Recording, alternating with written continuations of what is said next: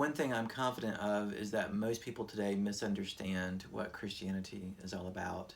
Most people in their heads have this mental image of the scales, and the people who are good, who have more on the good side of the scale, they go to heaven, they're in. The people who don't cheat on their spouses, the people who control their worst impulses, the people who give money to the poor and help others, they're good, they're in.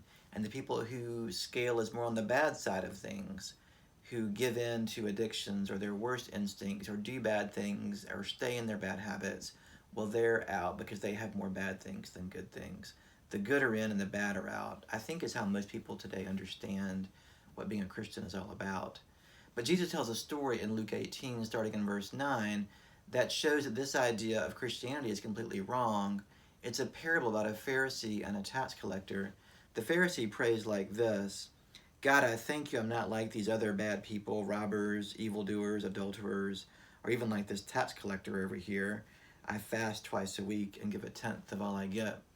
Do you hear how good he is? All his outward goodness. He is so good. He gives his money away. He's a good, moral, upstanding citizen. And yet the tax collector prays like this: God, have mercy on me, a sinner. He's so ashamed he won't even avert his eyes to heaven, but he's ashamed of his corruption and his bribery and the things he's done in collections of his taxes that were wrong. Jesus says it's the tax collector who goes home justified before God, not the Pharisee, because the Pharisee did not ask for mercy. He was confident in his own goodness. He was trying to save himself through his own moral behavior. The tax collector understood rightly that God had to have mercy on him, a sinner, that he couldn't earn his way to God. May we be humble today like this tax collector and realize our need for God's mercy.